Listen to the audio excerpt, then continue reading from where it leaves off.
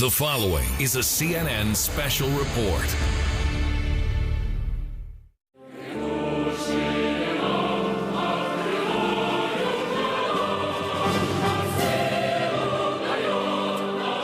Winston Churchill famously said of Russia, "It is a riddle, wrapped in a mystery, inside an enigma."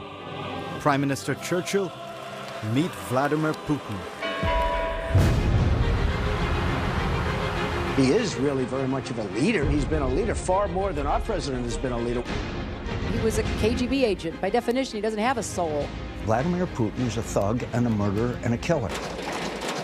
He's the richest man in the world. Hundreds of billions of dollars of wealth. What does he want from Donald Trump? Putin is going to eat him like a sandwich.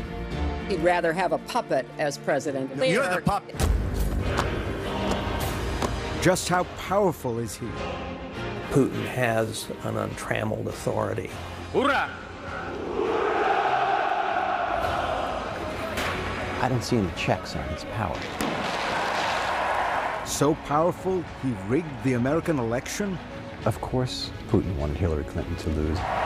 He despised Hillary Clinton. Whom would you like better?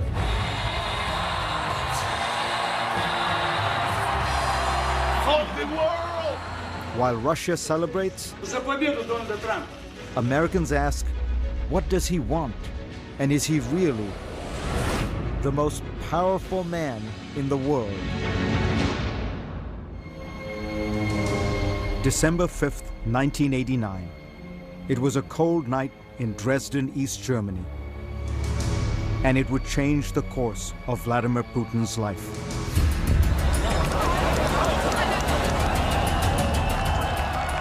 The Berlin Wall had just fallen.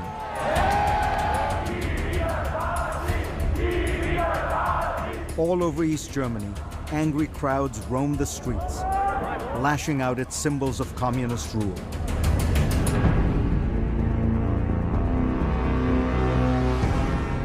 That night in Dresden, they found a target. The local KGB headquarters. A mob surrounded the building. As the hour grew later, the crowd grew larger. Inside, peering through the curtains, was a young KGB lieutenant colonel named Vladimir Putin.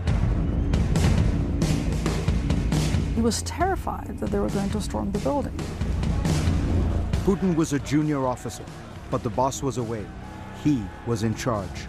The Berlin Wall had come down, police weren't going to help, and he called for instructions.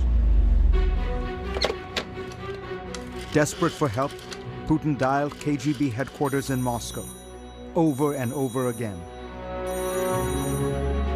Finally, one official told him simply, Moscow is silent.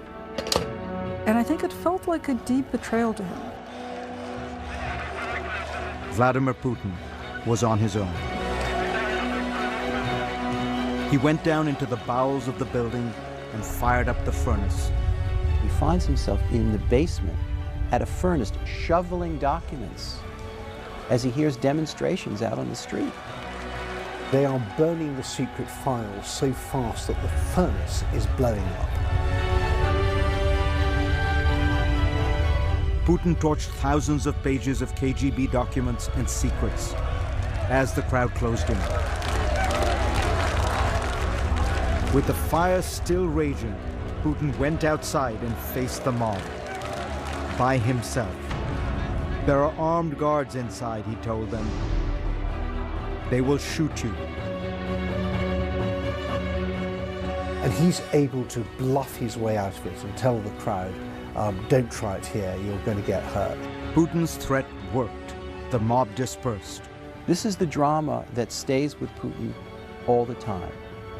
The fear of popular uprising.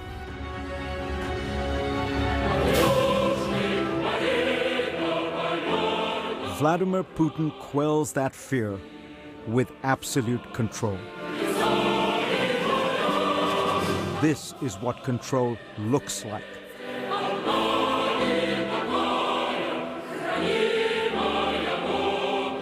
In one of the world's busiest cities, the streets are emptied for Vladimir Putin's motorcade.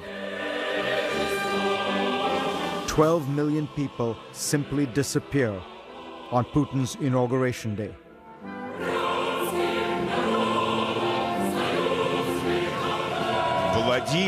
ولادیمرویچ Putin.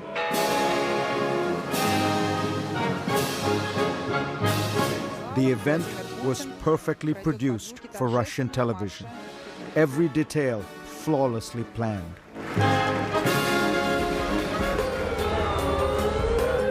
Almost every detail.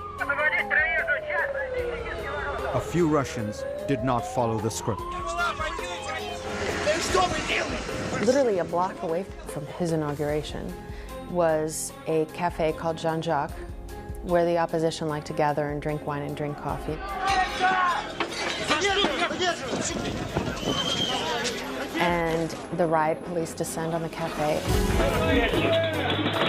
and start arresting people sitting at their tables outside, turning over tables, breaking cups and plates.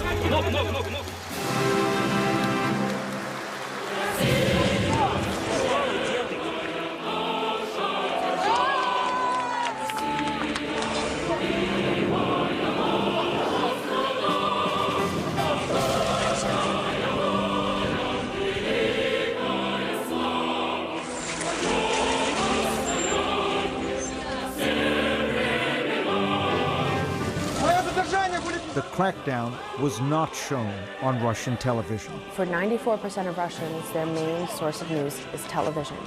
If it didn't happen on television, it didn't happen. Putin controls television. There's absolutely no critical words about Vladimir Putin on the Russian airwaves. None, not one word. Putin controls everything in Russia. Putin has an untrammeled authority. I don't see any checks on his power. Минуту молчания. He is able to make singular, rapid decisions. The absolutism there is unlike anything I've seen in Russia. All that power is propped up by an astonishing approval rating, over 80%. And that's according to American pollsters.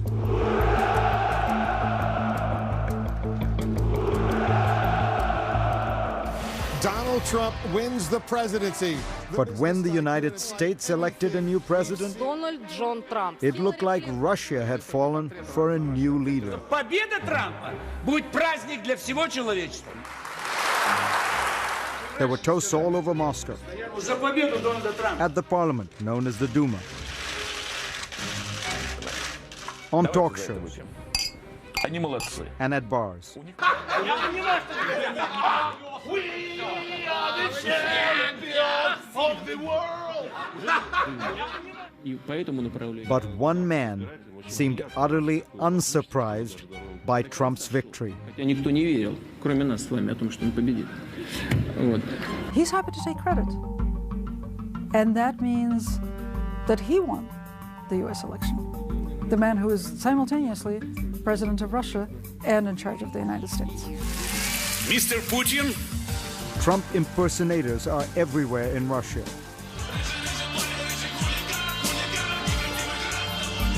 Я люблю Россию, но ты ничего не докажешь. You're fired, you're fired, you're fired. But it could be an American TV program that best describes the Putin-Trump relationship. I think Putin views Trump as an apprentice. At the heart of all this are some deadly serious questions. Does Vladimir Putin have some kind of hold over Donald Trump? Did he tamper with the American elections? I tried to ask him. Mr. Putin did not agree to answer my questions, but his closest aide, Dmitry Peskov, did. The answer is very simple, no. You are humiliating yourself, saying that a country can intervene in your election process. America, a huge country, country the most powerful country in the world, this is simply impossible. We will get at the truth of all this, but to do that, we need to go back to the final days of the country Vladimir Putin loved. I think that down deep in Putin, there is this sense of extraordinary humiliation over the collapse of the Soviet Union. Because it wasn't just the Soviet Union, it was the Russian Empire.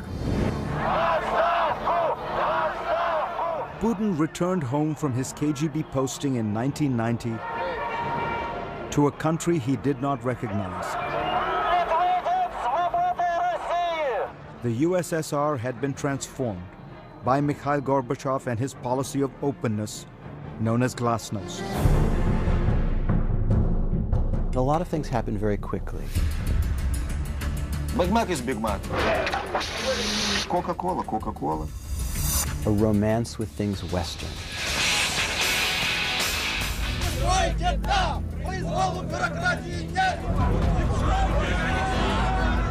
Freedom came fast, and it exposed the rot at the heart of Soviet communism.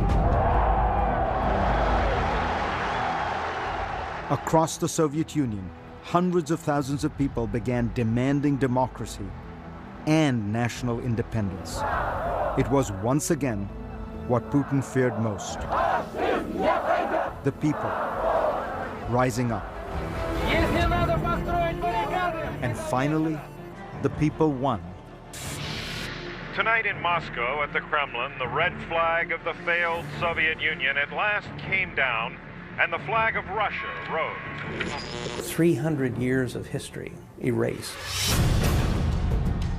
Soviet institutions like the KGB simply ceased to exist. Vladimir Putin views the breakup of the Soviet Union, as he said himself, to be the greatest geopolitical tragedy of the 20th century. It was a traumatic time, and it sparked a profound change in Vladimir Putin. He became a politician, deputy mayor in his hometown of St. Petersburg. It was not a big job, but Putin clearly had big dreams.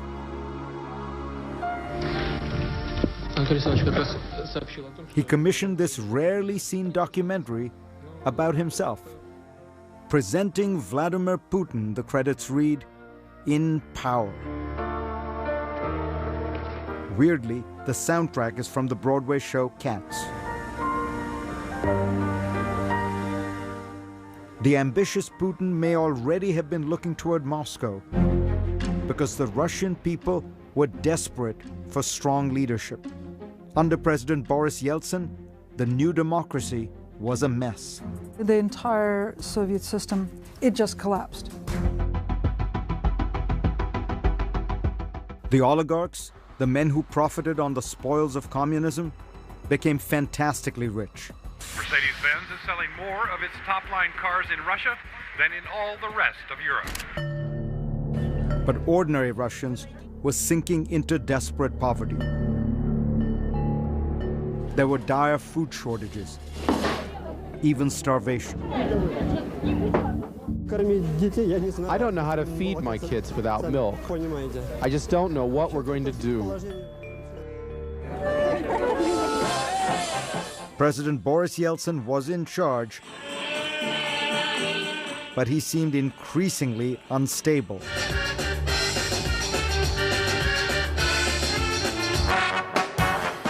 He is drinking. He's barely being propped up. Russians began calling for a new leader. They were tired of the embarrassments of Yeltsin. Waiting in the wings was Vladimir Putin. He had taken a job in Moscow in the Kremlin hierarchy, and he had risen through the ranks with lightning speed. From city bureaucrat to Kremlin superstar. He had just become acting prime minister when it became blindingly clear the country needed a new president. So when Yeltsin was ready to topple over, and they settled on Putin because they knew that Yeltsin could retire and not be put in jail. Boris Yeltsin was notoriously corrupt, but Kremlin power brokers wanted to protect him. So the deal was made. The deal was made.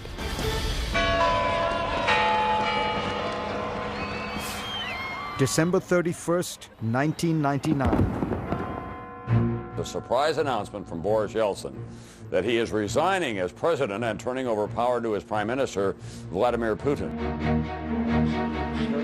In the very first moments of the 21st century, Vladimir Putin became president of Russia. His first words: "We live in a competitive world, and we are not among its leaders." And right away, Putin began to change his country. He joined soldiers on the front lines of the war in Chechnya. He reassured Russians that better times were ahead. I think we'll get paid and we'll have work. The country quickly fell in love with Vladimir Putin. The #1 song in Russia was called "A Man Like Putin." He's just very, he's beautiful man, you see?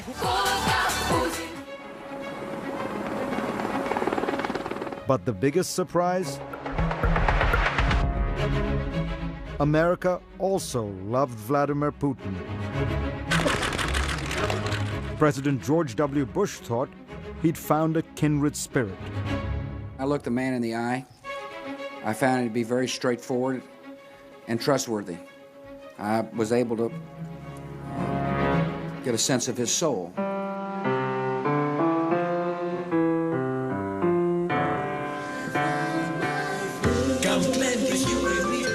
Even Hollywood fell for the new Russian president. We'll see what we shall see. I'll bring my rose with me. He bonded with stars at a charity dinner.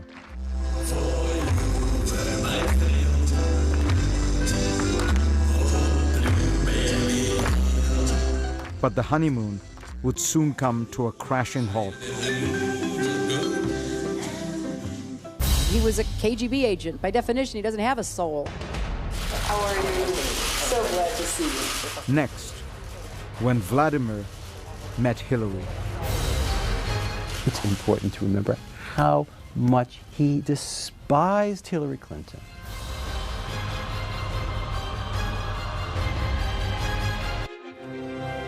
How many times will she leave her mark? How many ways will she light up the world? This is the woman. At the heart of the hacking scandal that rocked the 2016 presidential election, ladies and gentlemen, was an old grudge.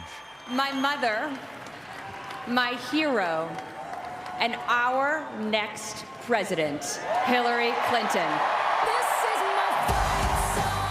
It went beyond ideology. It was personal. Vladimir Putin was not a fan of Hillary Clinton. Of course, Putin wanted Hillary Clinton to lose. He hated Hillary Clinton. Prime Minister, we have a lot of problems in that. The tension between the leaders had been brewing for years.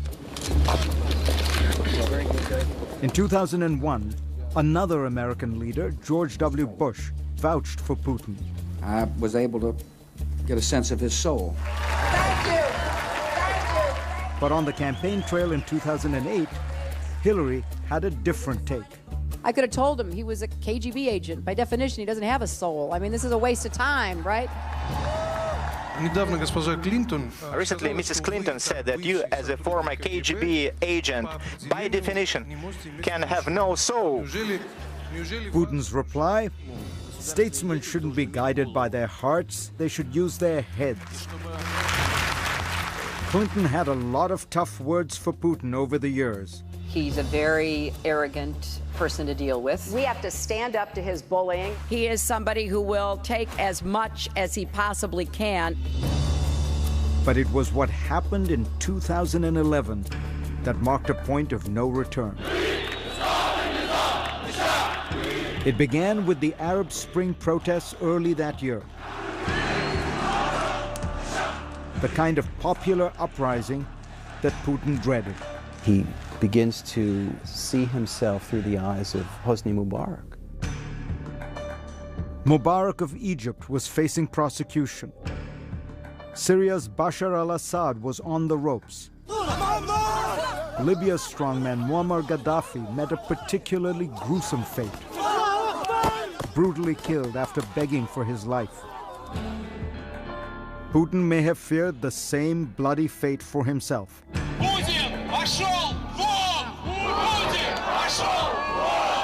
Just a few weeks later, rebellion arrived in Russia. Tens of thousands rallied in the streets of Moscow.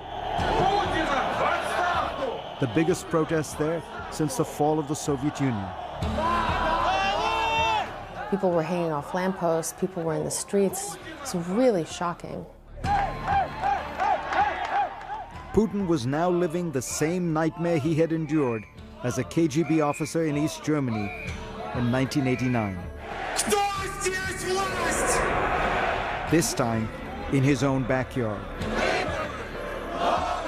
And he wasn't even president at the time. He was prime minister, having handed the presidency over to his associate, Dmitry Medvedev. As the winter went longer and longer and got colder and colder, the protests got bigger and bigger. As Putin saw people turning against him, Hillary Clinton weighed in.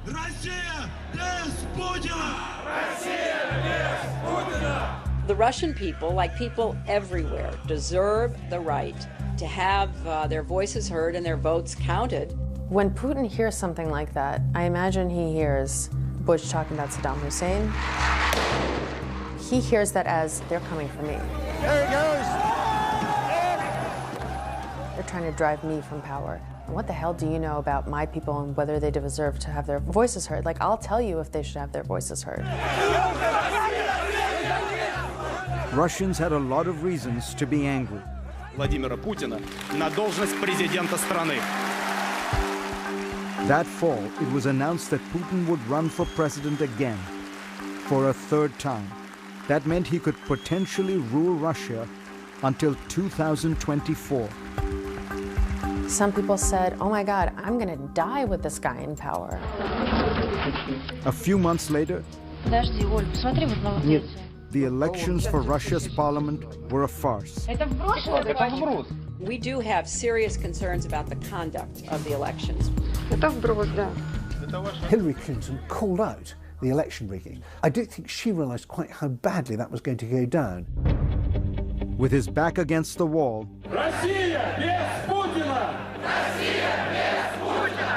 Putin turned the tables.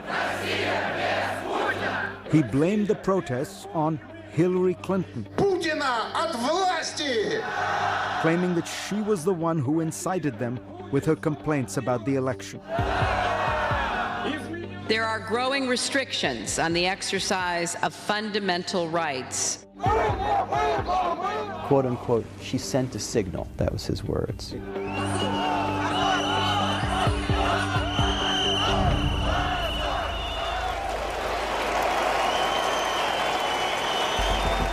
Putin's strategy propelled him to victory.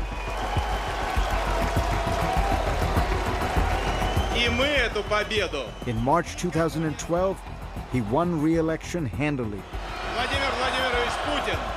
fighting back tears after a tense fight to maintain his power.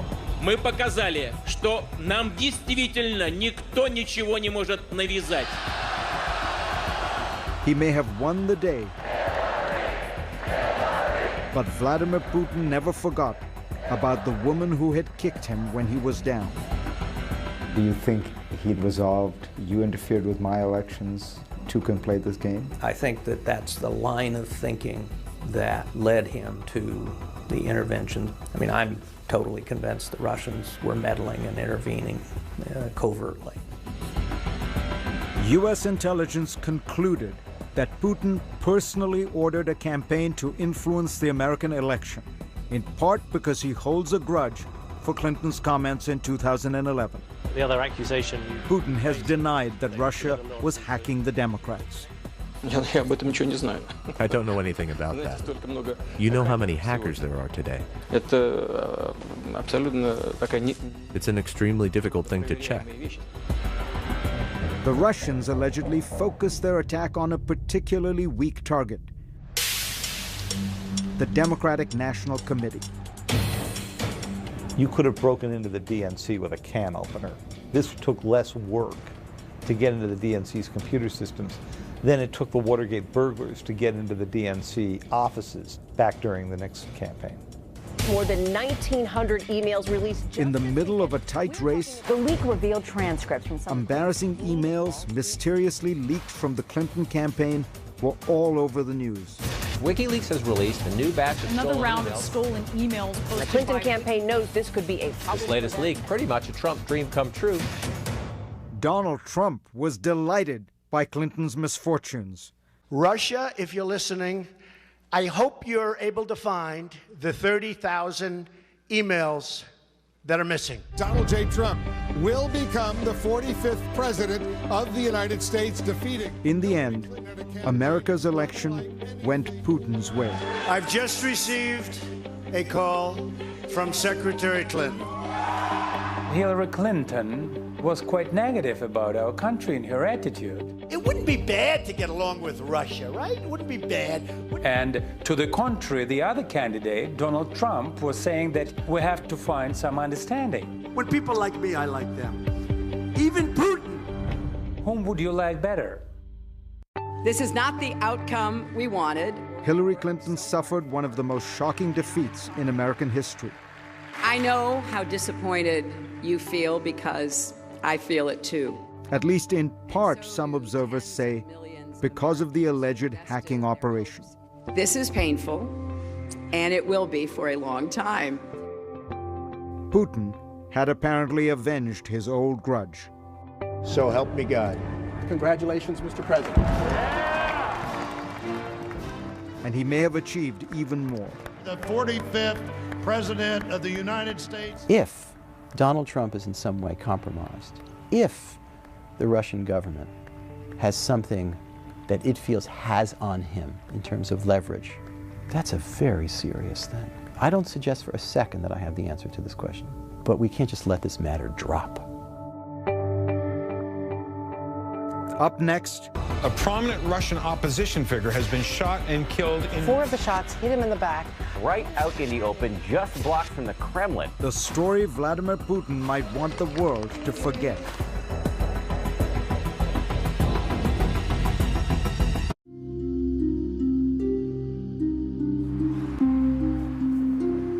February 27th, 2015, nearly midnight. A man and woman walk across the Bolshoi-Moskovetsky Bridge, right next to the Kremlin, a highly monitored area littered with surveillance cameras.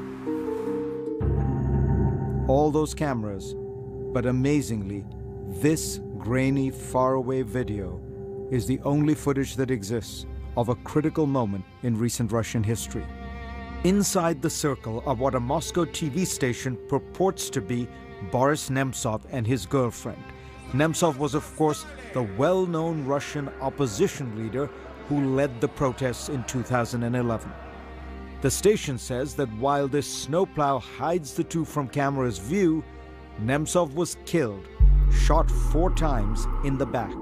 A prominent Russian opposition figure has been shot and killed in... 4 of the shots hit him in the back. Right out in the open, just blocks from the Kremlin. So, who murdered Boris Nemtsov? Это позорное явление. Трагическое и позорное. Vladimir Putin condemned the killing, calling it shameful and impudent. And 5 Chechens are currently on trial for murder, but the court case plods along. In the meantime, doubts remain. The assassination was extremely professional. Russian-born journalist Julia Yoffe says that only one group could be that professional. Nemtsov's girlfriend, who he was walking with, didn't realize he had been shot until the car was already driving off. It was quick and professional, and nobody has that kind of training outside the government. Senator John McCain takes it one step further. Vladimir Putin is a thug and a murderer and a killer and a KGB agent. He had Boris Nemtsov murdered in the shadow of the Kremlin. This is personal insult. This is a lousy behavior from a politician. That is Putin's top aide and spokesman, Dmitry Peskov. It's nonsense. It's nonsense. There is nothing to comment on. Over the course of Putin's time in power, his regime has been accused of involvement in the deaths of many of its critics, including the journalist Anna Politkovskaya and the former KGB agent Alexander Litvinenko. The scholar of Russian studies, Stephen Cohen, responds. There's not a shred of evidence, there's not a single fact to sustain these allegations, but they take on a kind of folklorish reality. Тут господин Путин сказал. The allegations that Putin might have played a role in Boris Nemtsov's murder may stem in part from the evidence that Nemtsov had been accumulating against the president. Nemtsov was about to reveal information that would prove Russia's involvement in the conflict in Ukraine. That Ukraine report was released a few months after Nemtsov's murder. But there was an earlier Nemtsov report published in 2012 that also was embarrassing for Putin. It claimed the president had 43 planes, 15 helicopters, and 4 yachts at his disposal, including one super yacht. Then there are the palaces. Nemtsov's report says there were 20 presidential palaces available to Putin at any time. One of the palaces, known in the press simply as Putin's Palace, was said to be worth $1 billion. This is not true. This is actually perverted commenting of reality. Putin's spokesman, Dmitry Peskov, says every world leader, especially the leader of a nuclear power like Russia or the United States, has access to state-owned homes and planes and helicopters that are safe and have secure communications. Of course, he uses these vehicles, this plane, these residences, but it's not his property. The rumors about his wealth, the rumors about the palaces, has nothing to do with reality. It's just lies. The rumors of Putin's wealth, well, some of them are simply staggering. And some people, including myself, believe that he's the richest man in the world or one of the richest men in the world. Bill Browder was once the largest foreign investor in Russia. Now he's one of Vladimir Putin's toughest critics. We talked in 2015. You really think Putin is the richest man in the world? I really think that. And I'm not just saying that crazily. Estimate his net worth. 200 billion. Really? I believe that it's 200 billion. That would make Putin almost 2.5 times wealthier than the man whom Forbes says is the world's wealthiest, Bill Gates. All these rumors, all these accusations about billions and billions of dollars as his fortune, this is not true. Don't believe in that. He's got nothing. He's got what he writes in his personal financial declaration every year. Putin's most recent financial declaration says that he personally owns less than half an acre of land, a roughly 900 square foot apartment, and a 200 square foot garage, into which maybe he puts the vehicles listed in that document. A vintage Russian sedan, a Russian 4x4, and a trailer like this one. The document does not say how much Putin has in the bank or in investments. Top U.S. Treasury official Adam Zubin talked to the BBC. I'm not in a position to give you figures, but what I can say is that he supposedly draws a state salary of something like $110,000 a year. That is not an accurate statement of the man's wealth. But if Putin was getting rich, he surely wasn't the only one in Russia. Take this statistic. In 1996, when Putin had just moved to Moscow and begun his climb to the top, there were no billionaires in all of Russia. By 2014, Russia had 111 billionaires, according to Forbes. And while Moscow now has multiple Bentley dealerships to satisfy its bevy of billionaires, the average wage in Russia is less than $450 a month. That's lower than the average wage in China, according to Stratfor. Владимир Путин! But despite all the allegations, despite all the accusations, the fact remains Vladimir Putin is remarkably popular in Russia. Why? We'll tell you when we come back.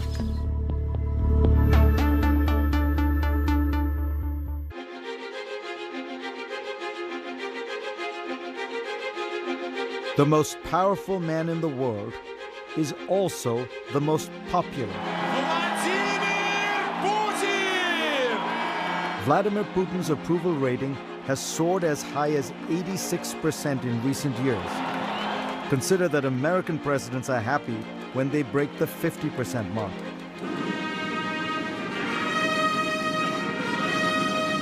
How has he done it? Partly, it's the cult of Putin. He has mastered the art of the manly photo op. He rides horseback bare-chested, finds ancient treasures underwater. He rides a submarine to the bottom of the Black Sea, flies planes, fights forest fires. There's something ridiculous about a middle-aged world leader riding around shirtless on a horse like Conan the Barbarian after a dozen donuts. Who thinks this looks good? Everything that we find ridiculous about Vladimir Putin is very appealing in a media universe that he controls absolutely. Perhaps the foundation of the Putin juggernaut is a political truism no matter where you live. It's the economy, stupid. After the chaotic years of Boris Yeltsin, Putin stepped in and stabilized the country. And he rode the wave of ever-rising oil prices, which in Russia's resource-rich economy translated into rising wages and soaring stock indices. Then, in late 2014, the party stopped. Oil prices slumped, and soon after came Western economic sanctions. Vladimir Putin has navigated hard times well. He has slashed social spending, implemented an austerity program, allowed the ruble to fall, and his central bank has kept inflation in check. Putin is a fiscal conservative. The outward seeming aspect of wealth looks closer to Dubai than it does to Moscow 30 years ago. It's just an amazing transformation. Add to the economics Putin's secret sauce, nationalism. And it surged in 2014 after an invasion that shocked the world. Bigger nations must not be allowed to bully the small. Vladimir Putin grabbed a piece of Ukraine for Russia. The West was horrified. That's the sort of thing that Adolf Hitler did in the 1930s. We thought those days were gone. But it all looked very different through Russian eyes. I have never met a Russian who accepted the notion of Ukraine as a totally separate state. Of course, many Ukrainians deeply resented the invasion. But not Russians. They see it as the revival of a deep sense of power and national destiny. Putin has given them their pride back. Russia is once again a great power.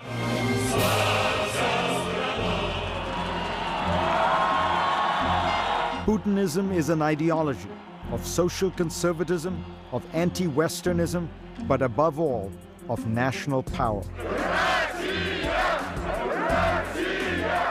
Putin might say he has made Russia great again.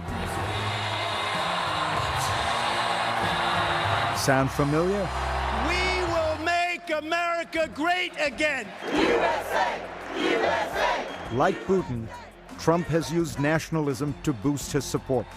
But many believe that Donald Trump is no Vladimir Putin. Putin is a much more practiced, subtle, cunning player. He's playing, in poker terms, a couple of deuces at the highest level. He has reasserted Russia on the world stage from a position of relative weakness like nobody I can think of. That's an amazing feat of geopolitics. Finally, here are my thoughts on he whom we have called the most powerful man in the world. First, let me explain the title. The United States, and China for that matter, are more powerful countries than Russia, of course, but the power of a head of state is determined both by the country's strength and the capacity he or she has to exercise that power unilaterally, unconstrained by other institutions, parties, or political forces. And combining those two metrics, it's easy to see why Vladimir Putin rises to the top. He has created what he calls a vertical of power, unlike any we have seen in other great nations. As the Russian chess grandmaster Garry Kasparov has noted, himself a harsh critic of Putin, the entire structure of Russian political authority rests on one man. When the Tsar died, after all, you knew the process by which his successor, his son, would be elevated. When the General Secretary of the Soviet Communist Party died, the Standing Committee and the Politburo would select his successor. But when Putin dies, I almost said if, what will happen? No one knows. To understand Putin, you have to understand Russia. The last 100 years for that country have seen the fall of the Tsar, the collapse of democracy, the Great Depression, World War II with its tens of millions of Russian dead, Stalin's totalitarian brutalities, the collapse of communism, the breakup of the Soviet Union, Boris Yeltsin's years of chaos and corruption, and then comes Vladimir Putin, who ushers in almost 2 decades of stability and, in popular perception, rising standards of living and increasing prominence and respect in the world. Да здравствует Россия! Respect is important. Russians have immense national pride. Russia is, after all, the largest country on the planet, 48 times larger than Germany. It encompasses 11 time zones and straddles Europe, Asia, and the Middle East. It is also a rich country, containing some of the largest deposits of raw materials, from oil and natural gas to nickel and aluminum. Culturally, it has often thought of itself as the Third Rome, preserving Christianity even as Rome and Byzantium fell to the barbarians. Putin understands Russia, but he also understands the world. He's not foolish enough to make a frontal assault on America or Europe. He knows how to use power asymmetrically, with cyber tools and disinformation. He understands the vulnerabilities of free societies, their internal divisions and discord, and their gaping openness. He understands the fragility of institutions like the European Union and NATO, and ideas like integration and diversity. In other words, Vladimir Putin understands us very well. The question is, does Donald Trump really understand him?